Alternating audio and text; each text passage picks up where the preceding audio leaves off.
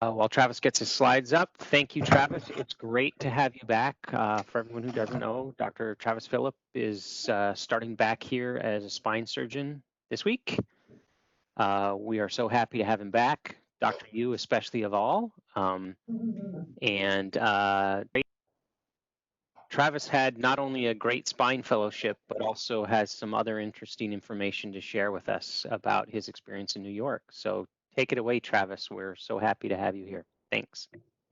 Yeah, great. Can everyone hear me? Anyone give me a thumbs up? Yeah. Okay. Yes. So thank you for that. It's great to be back. Dr. Gundel asked me to talk a little bit about being in New York and specifically working in New York, kind of in the midst of the COVID pandemic, which I was happy to do. So it'll be a little bit different than Dr. Bond's talk. Nice job, Derek. And if anyone has any questions, just put them in the chat, but I probably won't look at that until the end. So I have no financial conflicts of interest to disclose. A couple of disclosures, I do have those that I'm not an infectious disease doctor. I'm also not an epidemiologist. I played what ended up being a very small role in a very large effort to treat patients in New York City, specifically at NYU during this COVID crisis. And I was very much a small cog in a very large wheel. A little bit of a roadmap of what we're going to talk about. I'm first just going to touch on a little bit of background information on COVID-19. You know, we're orthopedic surgeons. I know when I was told I was going to be doing some medicine for this, I quickly had to review old notes, old chapters from medical school. So we'll just go through a little bit about COVID-19. Then we're going to go through a timeline of events. First, just from a global standpoint, and then we're going to go over it from a specific to sort of New York City area standpoint. And then I'm going to detail NYU's response / my experience. And then I'm going to touch on disparities of care. I think that as New York kind of got on the other side of this, people were able to better look back at sort of our response. And I think that there's a lot of data showing that where you lived or being, you know, non-white was associated with potentially getting care less quickly, a higher likelihood of getting COVID. And then in some areas, once you had COVID, there's some data showing that people of color did worse. And then I'm going to talk a little bit about the new normal and getting back to normal in New York prior to me leaving. So a little bit of background. I think it's important to point out that COVID-19 has very much been personified when talked about. I mean, in the lay press or from different leaders around the country. I think it helps people make sense of it and it gives it a face. But when talking about it, we really need to keep in mind what a virus actually is. A virus is energyless. It floats around and until it comes into contact with an appropriate cell that it can use to replicate itself and then spread further. A virus doesn't have any sort of like sinister or political agenda. It's just a virus. And the virus that's been causing this coronavirus disease is actually a SARS-CoV-2 virus. And the disease it causes is coronavirus disease 2019, COVID-19. And it's an RNA virus that is single-stranded positive. Now, what that means is that its nucleic acid is RNA, not DNA. And then the positive stranded means that when it enters a cell, that positive stranded RNA acts as mRNA, and it can be directly translated by the host ribosomal protein. So it doesn't have to sort of re-replicate itself into an appropriate sequence so that it can then be translated. It can start being translated right away. And this diagram just kind of shows a very, I mean, a very simplified version of a life cycle of a positive RNA virus that I was able to understand. It's important to point out that the host ribosomes, they will not only translate structural proteins for reproduction of the virus, but also the RNA polymerase that is necessary for the virus to replicate its positive RNA. And so once it gets into a cell, it'll just start recreating itself and then spread further to other cells. And the virus, as we've seen, can affect multiple organs and cause a really wide variety of symptoms. You know, the most common symptom and the symptom that you most often hear about is fever and cough.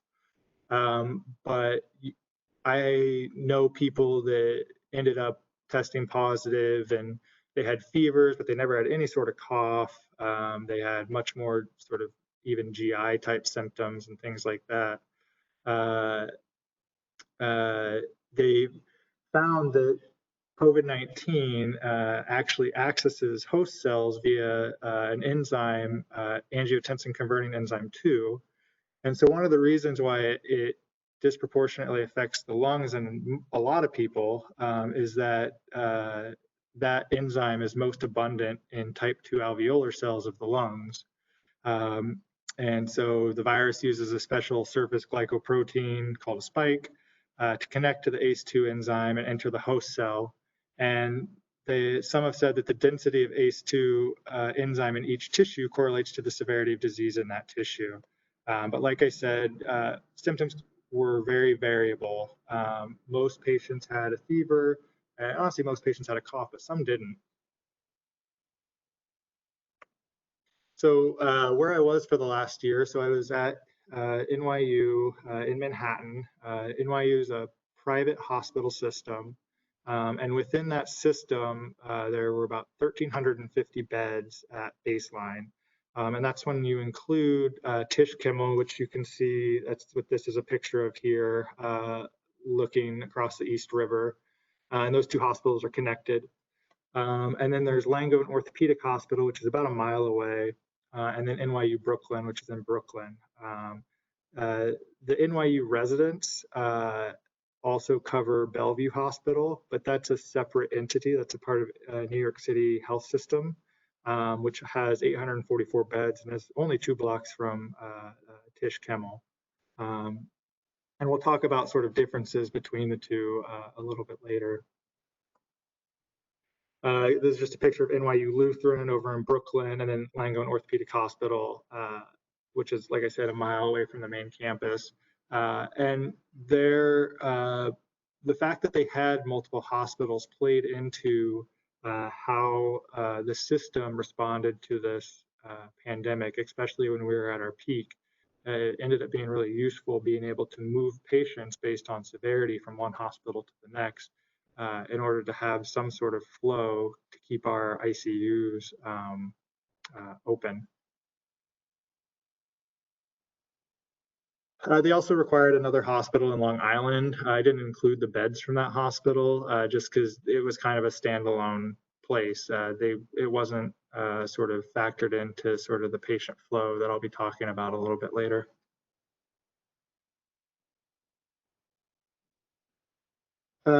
So this is just an animated map of COVID-19 cases. It starts in January and kind of moves forward. And this just kind of gives us a little bit of a global perspective. You know, it started in China and East Asia, but quickly spread through the rest of the world. And then you can see right around March, mid-March is where you see the vast majority of these cases in the United States. And of those cases in the United States, the vast majority of them were in New York State, and the vast majority of those were in the small area that is New York City. When kind of looking back at the spread of the virus, it was first reported to the WHO on January 1st from Wuhan, China. However, looking back, Chinese authorities have identified over 200 people that may have been infected before the beginning of 2020.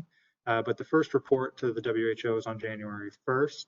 And at that time, the WHO requested more information from Chinese authorities to assess the risk. A causal agent hadn't been identified yet. January 2nd, 41 patients were admitted to the hospital in Wuhan, China, and were confirmed to have contracted what is now COVID-19. 66% of these patients all had direct exposure to the same seafood market that I'm sure you all heard about in the news.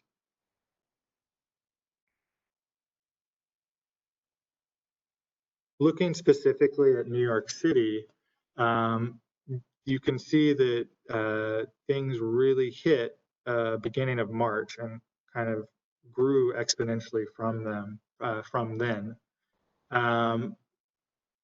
The first confirmed COVID case in New York City was in March of 2020, and this was a woman who had recently traveled to New York City from Iran, a country that was at that time already seriously affected by the pandemic.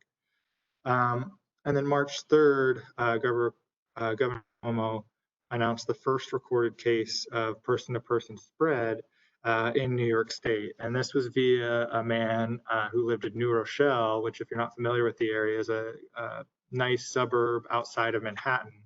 And he actually worked at a law firm that was based at One Grand Central Plaza. And in the next slide, I'll show why that's important. But again, you can see that up until March, we really weren't dealing with this. And then once it hit the city, it grew just exponentially. And we really hit our peak in terms of number of cases early April. And this is cases per day. If you come over here and look at this graph, this is admissions per day for COVID-19. And you can see how it's a little bit right shifted. And then this graph is number of deaths per day. And like I said, so the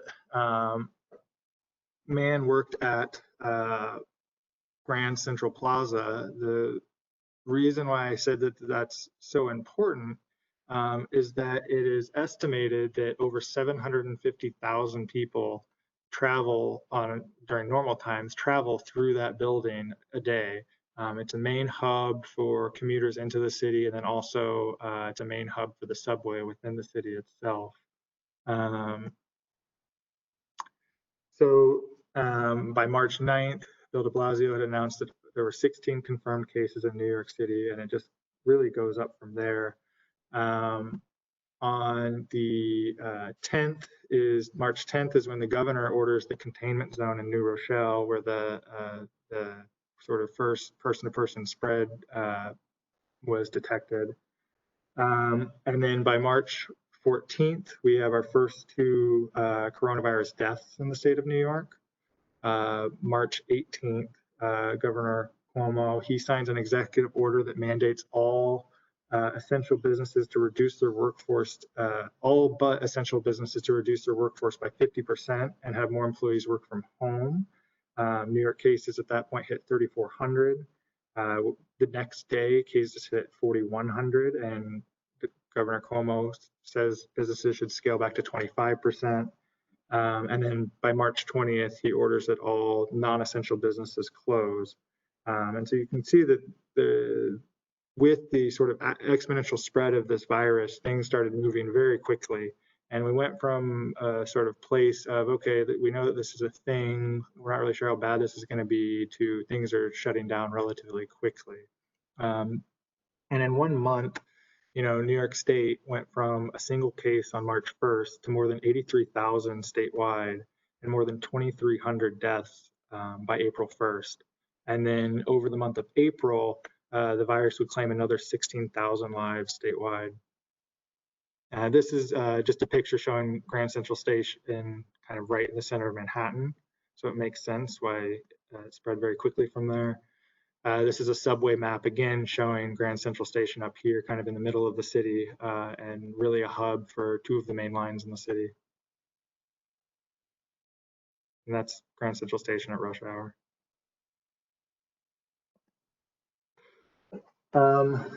On March 15th, the Surgeon General advised that elective surgeries are stopped. but that didn't become really an order for us until the 22nd. I also think it's important to touch on the fact that, by April, New York City itself, we had more confirmed cases than the countries of China, the UK, or Iran. And by May, we had more cases than any other country in the world other than the United States, just within our state. So with the recommendation from the Surgeon General on the 15th, the orthopedics department started trying to work out and figure out what were going to be sort of non-elective procedures. The chair sent out, emails to the division chiefs asking each division to come up with a list of their non-elective procedures. The initial list that went out, ironically, sports medicine had the longest list of non-elective procedures, which we all kind of had a chuckle at, but it was quickly revised. And really, they were really looking for only things that had to absolutely go, that they then submitted to hospital leadership. But really, from my vantage point, like I said, things were in March, especially mid to late March, started moving really quickly in terms of changes and stuff like that. But all of February and early March, things were really business as usual. We were doing lots of cases. We were doing large cases. Again, from my spine perspective, we were doing front back cases. We were doing cases that required ICU admission afterwards. In early March, we started kind of decreasing sort of the larger cases, the ones that we thought might need ICU care afterwards. And then by mid-March, we were really slowing down. And like I said, on the 22nd of March, that's when Governor Cuomo orders the stopping of all elective cases. And I'll go to my case log for the year. You can see that there's a big gap there from essentially March 23rd, which is when I did that was the last sort of quote unquote elective spine case done at NYU until March 28th, where that was one of the first elective cases that we did again.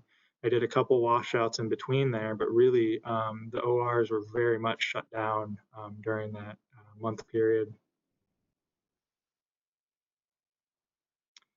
Also, March 23rd, the night after I did my last case for a while, I actually started to feel sick. I tested negative, but talking to people, there's a good chance I had it. NYU was quoting our initial test as having about a 60% sensitivity. And so I think a lot of people that were working if they got sick during this time, kind of just assumed that they had it.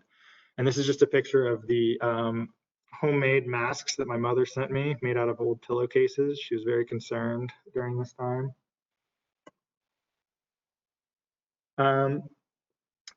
And March 26th is when we reached the grim milestone of 1,000 deaths in the U.S. We had 81,000 confirmed infections. And at this point, as a country, we had more cases than any other country in the world. And I think it's hard to articulate just how odd it was because as an essential worker, I was still going to and from the hospital other than the week that I was sick during a lot of this, and just seeing places in New York that were never empty, just completely empty. It was really strange. And it was, mid to late March that we started to have the realization that the hospital and our medicine, critical care, anesthesia colleagues were really going to be overwhelmed by this. The hospital started to mobilize. They had started a little bit prior to this. They expanded areas. They converted what were normally wards or step-down units to full ICUs. There was really a huge reorganization and operations effort taking place in the background of all of this to expand our capacity. Dr. Zuckerman sent out relatively frequent emails. He was our chair, detailing the situation and also the response. These were the key points from one of them. And at the point of this email, we had 170 COVID patients in our hospital with another 40 pending. Approximately 60 of them were on respirators. All of the anesthesia teams, except for like a skeleton crew for truly emergent cases, had been reassigned to be airway teams throughout the main campus. And then 90% of patients being evaluated in the Tisch ED at this point were presenting with signs and symptoms related to COVID-19. So the orthopedics response, so everyone contributed, residents, fellows, and attendings were all involved. There remained a skeleton on-call orthopedic team at the different sites that these residents covered, and they covered a lot of different hospitals. But otherwise, other than these skeleton crews, so I believe at like Tisch, their main hospital, they had 3 junior residents that were just sort of rotating Q24 call. And so they would be on call, post call, have a day off, and then they just kept doing that rotation during all of this. And attendings worked at the orthopedic hospital, but they worked when they were at the orthopedic hospital, they were working sort of as medicine doctors.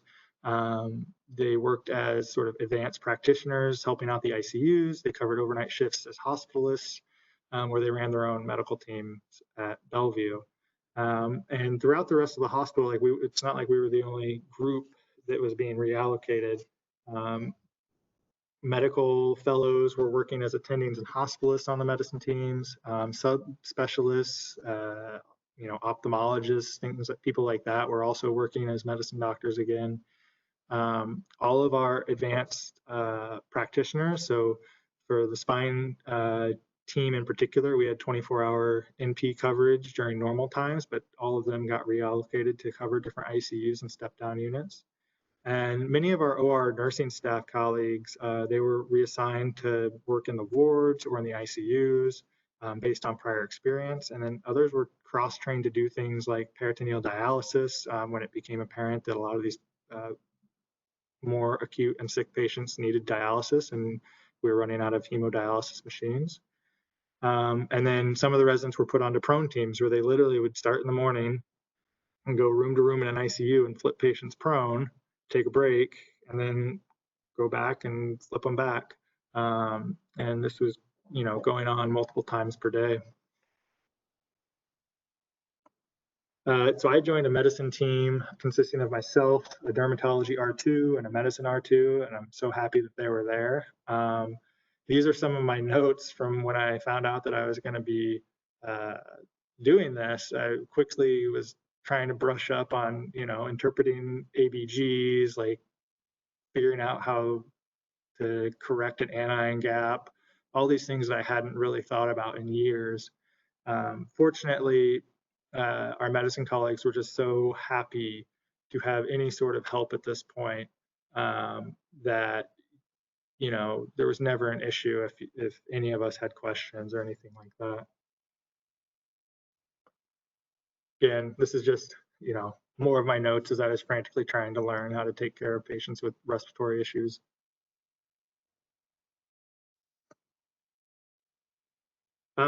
And because we really hit our peak kind of early in this compared to the rest of the country, treatment strategies were still quickly evolving. And that was something that was kind of interesting because I think that when I remember being on a medicine team in medical school, I felt like a lot of things sort of had their treatment algorithms figured out. And with this, we really didn't know. This graph just kind of shows the explosion in literature that's come out since COVID started. But we were still trying to digest and figure out what was best. So an example is when I started working on a medicine floor, pretty much everyone was receiving the cocktail of hydroxychloroquine, azithromycin, and zinc. And then after a couple of weeks, and all those patients were also on continuous telemetry, watching out for QT prolongation. And then a couple of weeks later, they stopped putting everybody on that cocktail. It was about a week in when I was working that there became this realization that patients could be really hypercoagulable from this. And so we were checking D-dimers on everyone and started anticoagulating. And that target for who gets anticoagulated and do we do prophylactic versus therapeutic was also very much a moving target. So it was an interesting way to jump into a medicine team. But I think that it was really good to see, just as a medical community, how quickly people were trying to come up with best practices and share them with each other and really collaborate to try to sort of get through this all together. In an effort to stretch capacity and we held on to more severe patients than would normally be on a ward, like patients that were really having a tough time breathing. We would hold on to them right until they absolutely needed to go to the ICU. One of my buddies from med school, who's an anesthesiologist now, sent me this Orthopaedics Guide to Endotracheal Intubation. I fortunately didn't have to do this. The airway teams that were stationed throughout the hospital were very quick to respond, thankfully. But I should point out just how quickly some of these patients would decompensate, though. Something that we noticed is that patients that would come into the hospital and they would be doing better and better from a respiratory standpoint. You know, they'd come in, they'd be on 7 or 8 liters nasal cannula, and we'd get them down to 2. And we'd think in a few days they might be able to discharge. Around day 8, somewhere between day 8 and 12 of illness, certain patients would suddenly decompensate. And I actually took a picture of x-rays when I was on, and I found it on my phone that highlights this. So this was a older gentleman, clearly had other comorbidities, had a pacemaker, but he was doing remarkably well. He was on about day 8 of his illness. When he came in, he was on like 7 or 8 liters. He was down to 2 at this point. He looked good. He felt good. He felt like he was breathing and able to actually talk to us and things like that. And this chest x-ray was taken sort of that morning. And by that afternoon, this is what his lungs looked like. And he just acutely decompensated. And I had 3 patients that I remember really well that I was specifically taking care of that this happened to. And this was happening all over the hospital. And unfortunately, the 3 people that I was taking care of, I continued to kind of chart stock them. And all 3 of them ended up expiring a couple weeks later. So it was kind of scary seeing how quickly some of these patients would just suddenly decompensate for really what looked like no reason. There was thought that some of these patients were likely developing PEs because, again, they were becoming hypercoagulable. And this was prior to having everybody on prophylaxis or therapeutic doses of blood thinners. So I said I was going to talk a little bit about patient flow. And like I said, I think this was really important for keeping sort of our ICUs open. In general, patients that presented to the ER at Tisch Kimmel or any of the other associated NYU EDs would be evaluated. And those that were quite sick, they would end up here in Kimmel, which is, a new hospital that was just opened a year ago. It's where all of our spine patients were taken care of. Every room was a single patient room, and so it really lent itself already to being converted into an ICU area much better than places where we already had double or 4 patients per room. And then patients that were a little bit less acute, that didn't need to be ventilated or they didn't need high flow nasal cannula because that was an aerosolizing event, they would be directly admitted into Tisch Kimmel, or sorry, into Tisch, which is where I was working. And then once patients had been doing well there and they were down to 2 liters or less of oxygen, we would transfer them over to the Langone Orthopedic Hospital to finish out their oxygen wean and finish the recovery. It was a bit of a slow process, patients getting over this and being able to eventually go home with this. PPE is something that was, talked about a lot and was in the news a lot. It was a movie that was also sort of a moving target. I never experienced a day where we completely ran out. There were certainly days where you had to search for a gown and you were told like you need to use the same gown the whole day, and that was fine. Like at least you had a gown, and every effort was made to use as little PPE as we could and still be safe in order to make sure that we would have enough. And this is just an email that came out from somebody in hospital administration, just kind of detailing that, we really are going to run out of N95s unless we do all of these things. Something that our colleagues that usually do the sterilization of our surgical instruments, they converted over to reprocessing N95. So after you'd used your N95 for a week or two or more, you would, instead of throwing away, you would have it reprocessed by these folks, and it would be recirculated. This is just a picture of outside of one of our wards. Everyone had their paper bag with their N95 and their face shield in it, and you leave it there when you left and grab it when you got there before you went onto the ward. Something that I think NYU did particularly well was communicate. I want to say almost every day, we would get these situation reports that would be 9 or 10 pages long and would have everything in there from looking at a nationwide standpoint, how is our country doing in terms of this virus, to a local standpoint, how is our city and state doing, and then even how, what's going on each of these different wards, each of the different hospitals and things like that. And I think that really helped keep everyone on the same page, and, prevented, rumors or, false statements from circulating, things like that, because we had this coming from our administration, and it was very detailed and useful. It would be a mistake to talk about this pandemic and not also talk about the health disparities revealed from it, not only in who got coronavirus, but also how patients fared once they were diagnosed. There's been a growing body of evidence in medical literature, but also multiple reports in the lay press focusing specifically on this issue. This map was put together by Columbia Center for Disaster Preparedness, and I think it's a really effective way of showing how COVID disproportionately affected the less wealthy communities and communities of color in New York City.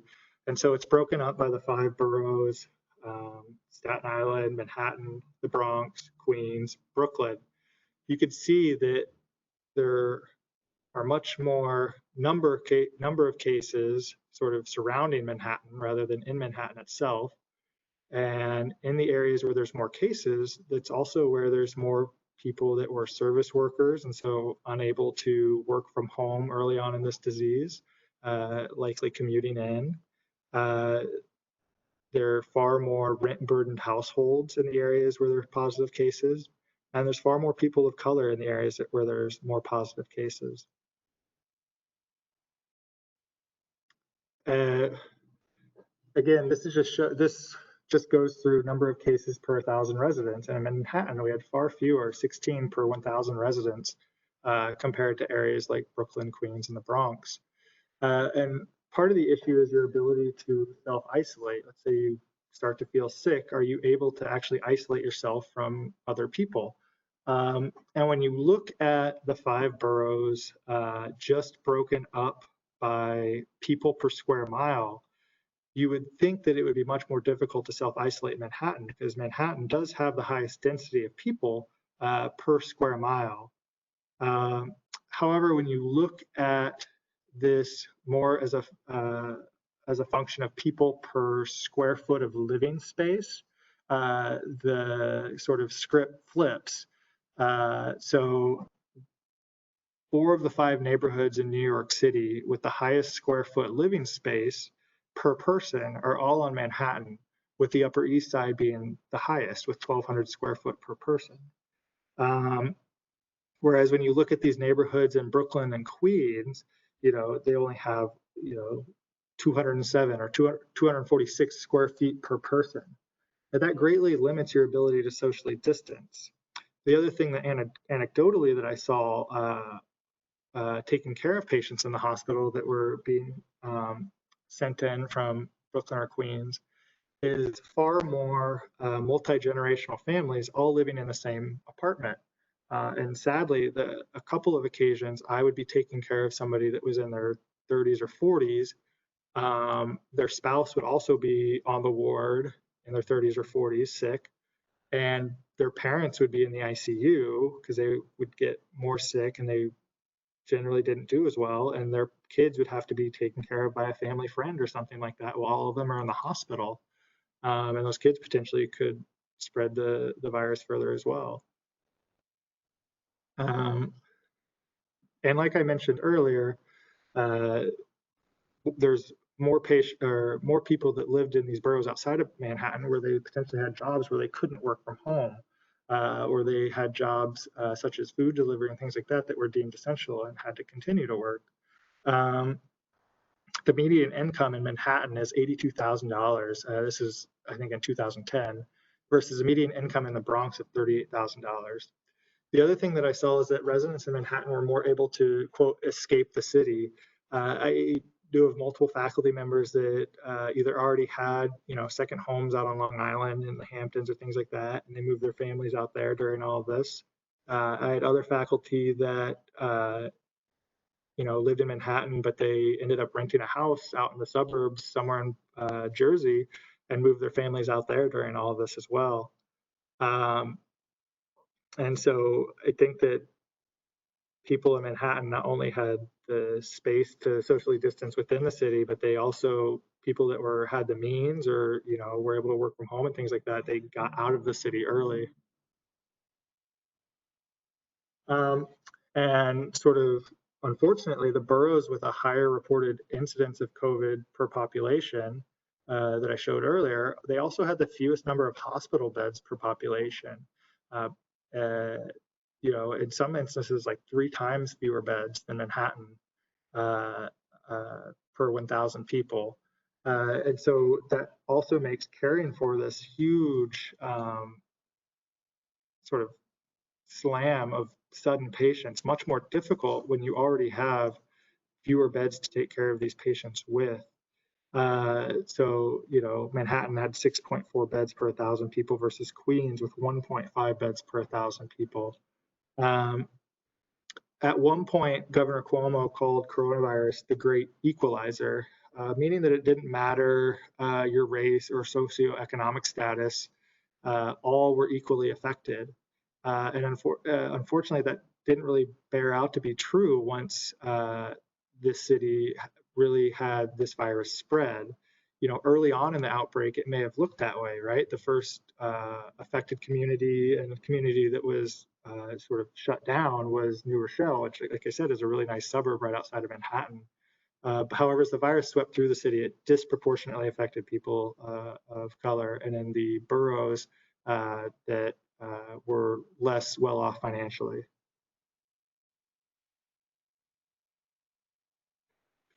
Some other observations just in terms of the ability of hospitals in Manhattan to potentially fare better during this pandemic were that hospitals in Manhattan in general perform more elective surgeries and procedures.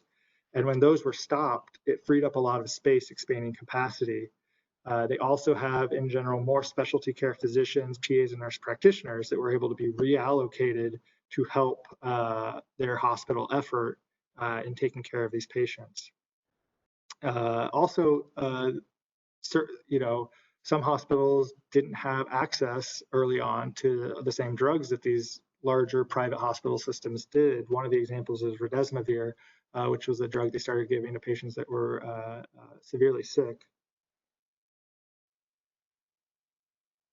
So not only were these communities dealing with more cases per population, but they also had higher mortality rates once they got the disease. And this is a quote sort of pointing that out from the New York Times, where they're talking about NYU being sort of Tisch Kimmel being NYU's flagship hospital where I was working at. about 11% of the patients that got coronavirus died. The other hospital was Bellevue Hospital, which again, like I said, was like 2 blocks away from NYU Medical Center. And it's also sort of the city's most renowned public hospital. But about 22% of the virus patients there died. And this statement is just based on raw mortality data. This wasn't adjusted for age or comorbidities, et cetera, but still it's a stark difference between 2 hospitals that are literally 2 blocks apart. Looking outside of New York, looking at other communities that have been dealing with this virus now, this study was published in Health Affairs, and it evaluated patients within the Southern Health System, which is a large health system serving mainly Northern California. And they looked at 1,052 confirmed cases of COVID from the period of January 1 through April 8th of 2020. And these were all patients within their healthcare system. Among their findings, they found that compared with non-Hispanic white patients, non-Hispanic African American patients were 2.7 times more likely to be hospitalized. And this was even after they adjusted for age, sex, comorbidities, and income. And I think something interesting chart in their paper is looking at where different patients were tested for COVID. Their white population, 56% of them were tested in an ambulatory setting versus only 29% of their Black population. And so it seems like their Black patients that were more frequently hospitalized were also more frequently being tested in a much more acute setting, likely when they were already much more sick. This study was published in the New England Journal of Medicine, and it's also using another large healthcare system.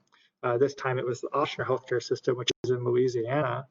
And the Ochsner health population is 31% Black non-Hispanic and 65% white non-Hispanic. And what they found was that 76.9% of the patients who were hospitalized in their hospital system with COVID-19 and 70% of those who died were Black. When they looked at patients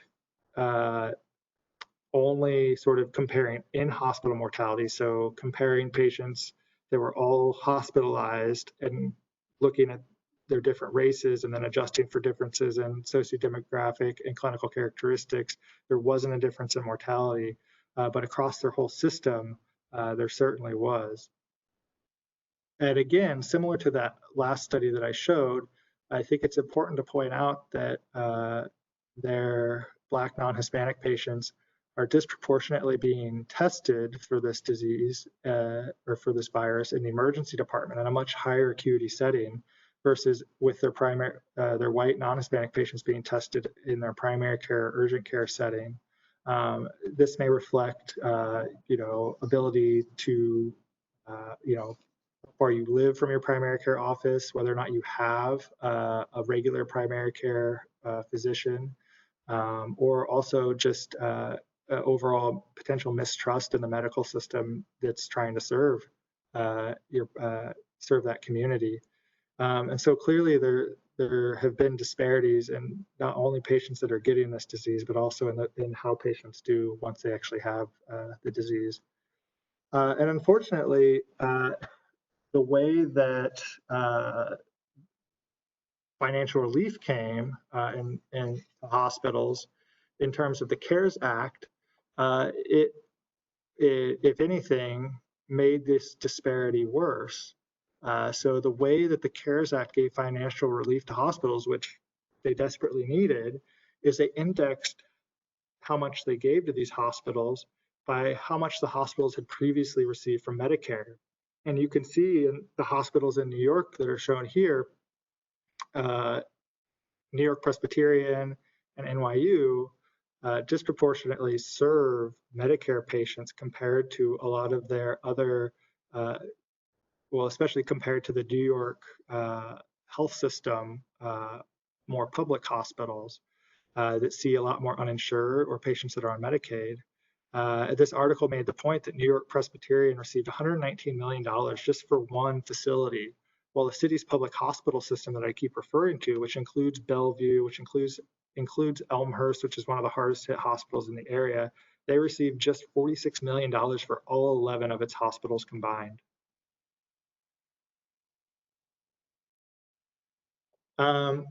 So as we got over the peak, which came very much in early April for us, we started having the realization that we were going to be able to start doing cases again. And this was an email from our division chief, just sort of detailing like next steps for getting ready for that. And so they started calling patients, seeing if they were still interested in having their surgery.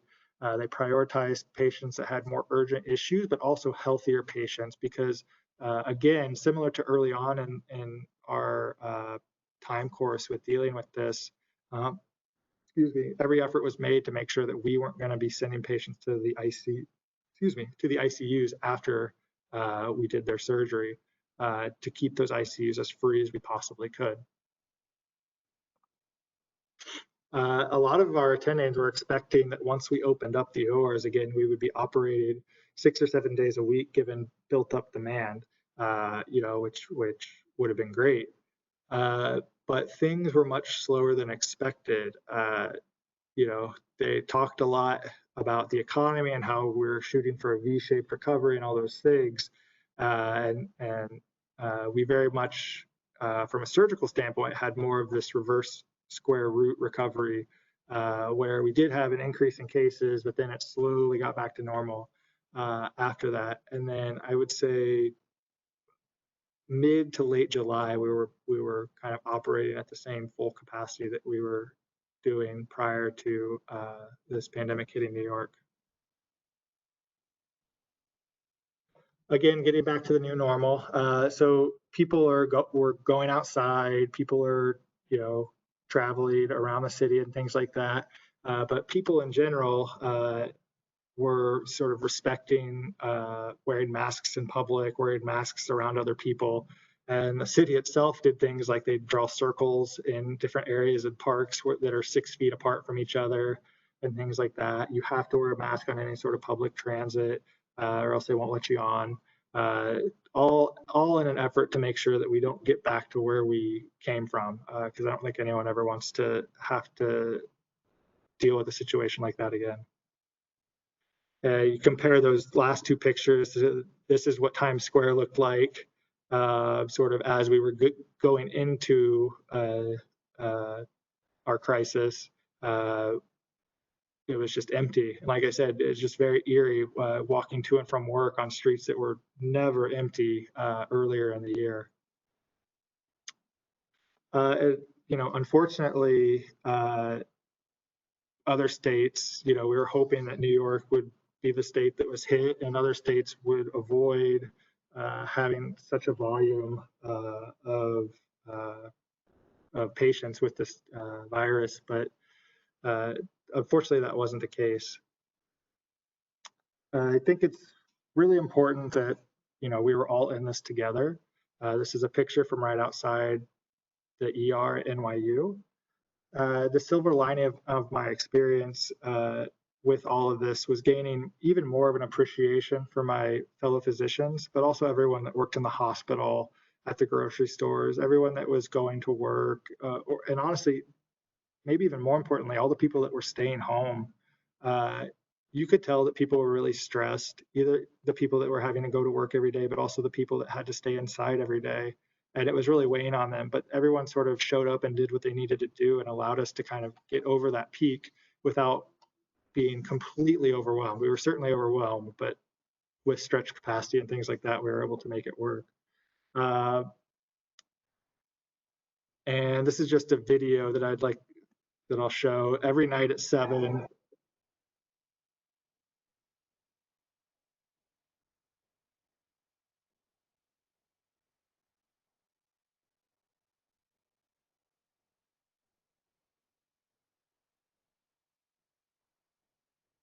So that started in like March, and every night at 7 p.m. that happened until, I don't think that really stopped until late June.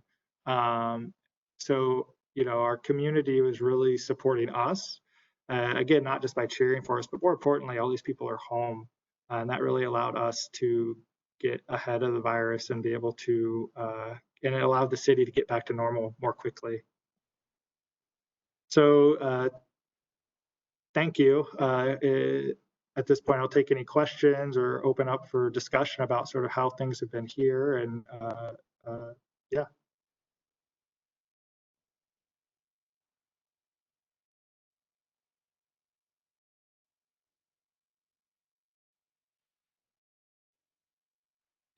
Thanks so much, Travis, and great to have you back. I thought that was really wonderful, and thank you for volunteering on short notice to speak with us. I learned a ton. Thank you so much. And I have great news. We've assigned you to the medicine wards for next week, so it'll be fun.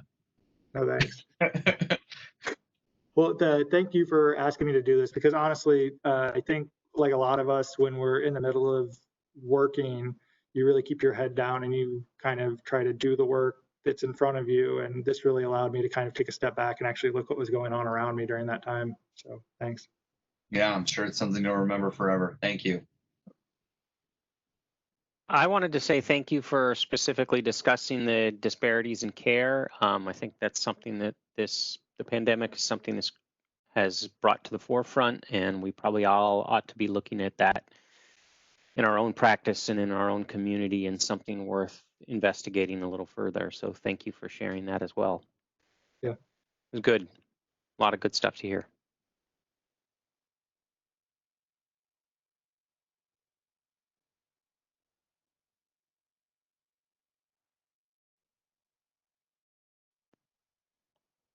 Well, great. Why don't we wrap up then? Thank you, everyone. Have a great day.